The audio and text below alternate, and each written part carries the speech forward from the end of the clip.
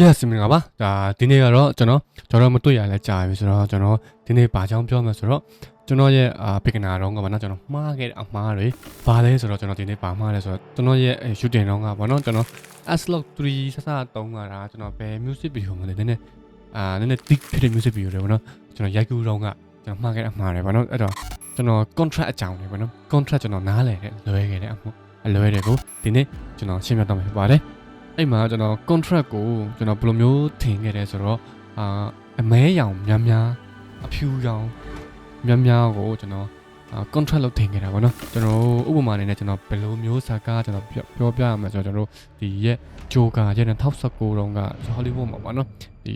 Oscar ဆုတွေရခဲ့တဲ့ DC ဘက်မှာ Oscar ဆုတွေရခဲ့ Joker ဇာကားမှာဆိုရင်2019က Joker ရဲ့တရားစင်းနဲ့ဆက်မှာလူတော်တော်များတိပေါ့သူအင်ဂျီအားတာရဲ့အင်ဂျီအနီရောင်ပြီးတော့သူ့မှာ theme ကအစိမ်းရောင်ပချန်တော်ဒါပေမဲ့သူ့ရဲ့အနီရောင်ရဲ့ဒီ shadow ကလည်းဒီမှာလုံးဝမမဲနေဘူးဗျတိလားစပင်းကလည်းဒီတဲ့အကုန်မြင်ရတယ်ပြီးတော့နောက်က background လည်းဒီတဲ့အကုန်မြင်ရတယ်ဗျအဲ့လိုမျိုးမှမှန်တယ်ဗောနော်အဲ့လိုမျိုးမှကျွန်တော်တို့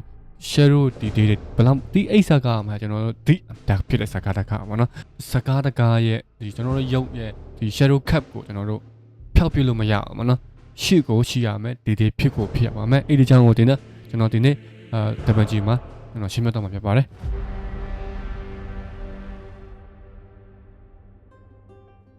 contract မှာဆိုရင်ကျွန်တော်တို့ဒီရဲ့ contract slider မှာပေါ့နော်ဒီမှာဆိုcut ရှိမယ်ပြီးတော့ contract ရှိမယ်ပြီးတော့ paper ရှိမယ် paper ရှိမယ်ဒီရဲ့ကျွန်တော်တို့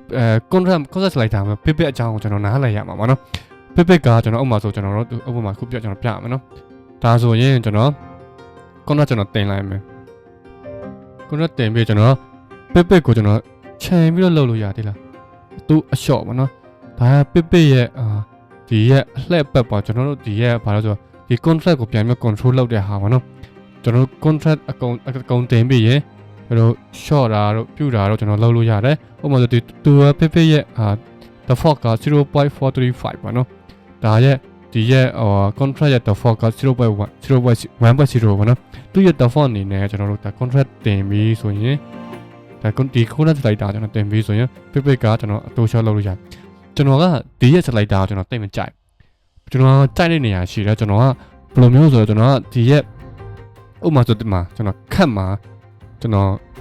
slider တုံးတော့ပိုကြိုက်တာပေါ့နော်ခတ်မှာကျွန်တော် slider တုံးတော့ပိုကြိုက်တယ်ဒီရဲ့ခတ်မှာပေါ့နော်ကျွန်တော် slider တုံးတော့ပိုကြိုက်တယ်ဘယ်လိုမျိုးလို့ဆိုကျွန်တော်ဥပမာပြမှာနော်ဒီဟာဆိုရင်ကျွန်တော် S ကနေနဲ့ပြောင်းလို့ရတယ်ဗျာဒီမှာ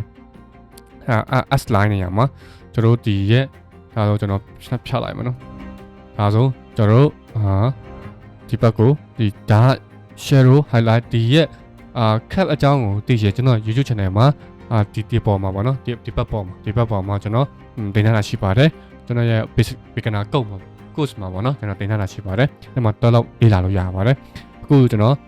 shadow ကိုကျွန်တော်ပြင်တင်လိုက်လို့ရတယ်ဒီနေ့ကျွန်တော်တင်လိုက်မချပါနဲ့ချလိုက်ကိုကျွန်တော်ဒီလောက်ကျွန်တော်ယူပြီးရင်ကျွန်တော်ဒါကိုကျွန်တော်တင်မယ် shadow ကိုဘာလို့ကျွန်တော် shadow ပြန်တင်ကျွန်တော် shadow ချရင်အောက်ထိကြောက်အောင်မှာဆိုလို့ကျွန်တော်သူ့ရဲ့ detail လေးကိုကျွန်တော်လိုချင်လို့ကျွန်တော်နည်းနည်းကျွန်တော်တင်လိုက်မယ်0ထိကျွန်တော်မချဘူးပြီးတော့ကျွန်တော်အောက်ဆွဲလိုက်မယ်ပြီးတော့မှအဲ့လေးကျွန်တော်နည်းနည်းပြန်ချမယ်ပြီးတော့ပြန်စောပြန်တင်မယ်ကျွန်တော်ဒါက contract ကျွန်တော်ပြန်ခေါ်လာဖြစ်ပါတယ်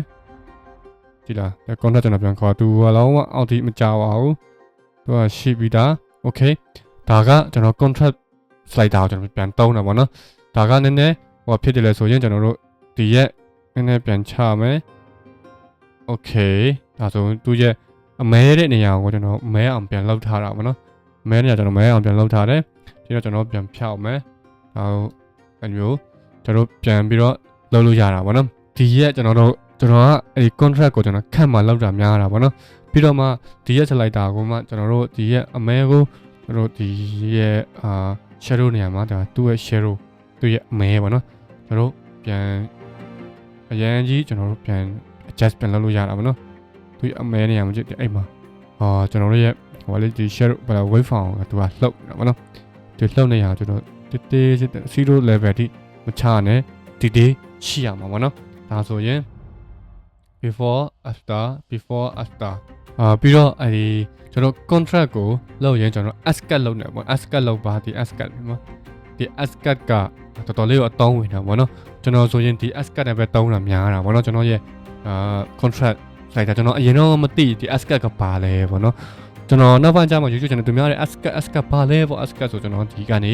ကျွန်တော်လေ့လာပြမအော်ဒီ ascat ကအဲ့လိုမျိုးပါလားဆိုတော့ကျွန်တော်သိခဲ့တာဒီကျွန်တော်ဒီ slider နဲ့ကမလုံးလို့မရတာမဟုတ်ဘူးလုံးလို့ရတယ်ဒါပေမဲ့သူ့ရဲ့ဒီ contract ကအရန်ပြင်းတာပေါ့နော်color spin မှာ SSL ပေါ့နော်ပြီးတော့ကျွန်တော် channel မှာဆိုရင် channel 3ပေါ့ luminous ပေါ့ channel 3က luminous only ပေါ့နော် channel 3ပြီးတော့ SSL channel 3 only ကျွန်တော်တို့အဲ့မှာလဲ contract ကျွန်တော်အဲ့ဒါသူ့ရဲ့ဘယ်လိုမျိုးဆို saturation မထိဘူးဗျာအဲ့မျိုးလည်းကျွန်တော်တို့ချိန်လို့ရတာတင်လားဒီ saturation မထိဘူးဟလား saturation ကျွန်တော်အလင်းမှောင်ပြန်ချိန်လို့ရတယ်ကြည့်အဲ့မှာဆိုရင်လဲကျွန်တော်တို့အဲ့မျိုးလည်းသုံးလို့ရဒါပေမဲ့ကျွန်တော်တိတ်မသုံးကျွန်တော်သုံးရင်ဒီရဲ့ ascat မှာပဲကျွန်တော်သုံးတာများပါတယ်ဒီ cat မှာပေါ့နော် cat မှာပဲကျွန်တော်သုံးတာများပါတယ်ဒီရဲ့ cat ကိုသုံးကြည့်ပါတော်တော်လေးကို smooth ဖြစ်ပါတယ်အဲ့မျိုးပေါ့နော်ကျွန်တော်လည်းတော်တော်များများမပြောပြတယ်ပေါ့ကျွန်တော်ပြောတဲ့ဟာရပြီးတော့SSL လည်းသုံးလို့ကောင်းတော့ပေါ့နော်သုံးကြည့်ပါကျွန်တော်လည်းတိတ်မသုံးတိတ်မကြိုက်လို့သုံးကြည့်ပေါ့နော်ဘာလို့ဒါ tip အနေနဲ့ကျွန်တော်ပြောပြတာဖြစ်ပါတယ်ရုပ်ရှင်တစ်ခုမှာဖြစ် music video တစ်ခုမှာဖြစ် contrast ဆိုတာအသက်ပါကျွန်တော် contrast ရှိမှာ cinematic sound ပေါ့နော်အဲ့လိုမျိုးပေါ့အမှတ်ကြပါတယ် okay ဒီနေ့ပြောပြတဲ့အချက်လေးကိုသဘောကျမှာဆိုရင်ကျွန်တော် YouTube channel ကို subscribe လုပ်ပြီးတော့ကျွန်တော်ရဲ့ page ကိုလည်း like follow လုပ်ကြပါကျွန်တော်နောက်ပိုင်းကြာရင်လည်းဗီဒီယိုရအများကြီးလာဖို့ရှိပါတယ်ကျွန်တော်အခု